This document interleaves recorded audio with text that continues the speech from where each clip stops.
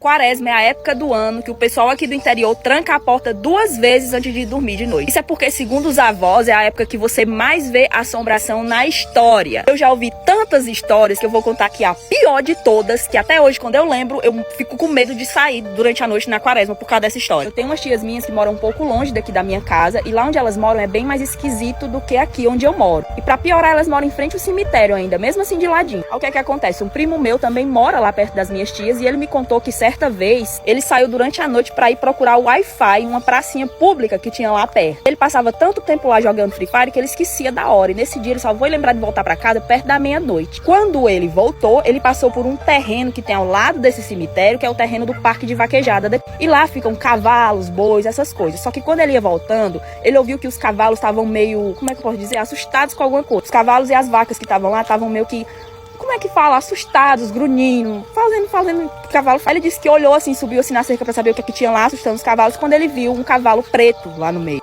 Ele nunca tinha visto esse cavalo preto ainda, mas como sempre entra e sai cavalo lá, ele pensou, deve ter colocado aí. E esse cavalo meio que tava assustando os outros, ele tava no meio, e os outros cavalos estavam com medo de se aproximar dele, meio que tentando sair de dentro do cercado que ele estava. Meu primo pegou e falou assim, ó, tia quieta, cavalo velho doido, uma coisa assim, tia quieta, tá fazendo besteira, uma coisa assim, xingou o cavalo. Meu amigo mal sabe que foi a pior coisa que ele fez. Ele disse que quando virou as costas pra ir embora, este cavalo começou a correr e simplesmente pulou a cerca do terreno lá, como se tivesse um filme assim, sabe? E começou a correr atrás dele. E esse cavalo, eu não sei se é rugia, coice, sei lá, de uma forma tão estranha, tão alta, que ele achava que todo mundo da rua tava ouvindo. Mas ele disse que ninguém abriu a porta, ninguém fez nada, então ele acha que ninguém ouviu. Mas esse cavalo fazia esse barulho aí tão alto que ele ficava desesperado. Enquanto ele corria, ele rezava, porque ele sabia que aquilo ali não era normal. Porque sabe como é pessoal do interior, qualquer barulhinho ele já sai de casa pra ver o que é. E ninguém saía, e ele corria, esse cavalo corria atrás dele, e ele corria rezando, crê em Deus Pai, meu Deus, ele rezou todas as rezas que já foi ensinado na vida dele. Foi só quando ele entrou em casa e fechou a porta de uma vez que ele respirou. E esse cavalo passou a noite toda correndo ao redor da casa dele, batia na porta dele, batia na janela, se tacava contra a parede. Ele não sabia o que estava acontecendo, e foi só no dia seguinte que ele foi ver. Por fora da casa dele estava tudo destruído, tinha tijolo no chão, tinha pedaço de pau, tinha tudo, mas nenhum sinal do cavalo. E o pai dele até perguntou aos donos lá se tinha algum cavalo preto, e eles falaram que nunca tinham colocado nenhum cavalo preto ali. Então a minha avó falou pra ele que em época de Quaresma muita gente se transforma em coisas ruins, e nem sempre é em lobisomem, pode ser qualquer outro animal. Inclusive me segue aqui pra não perder a outra história bizarra de Quaresma que eu tenho pra contar.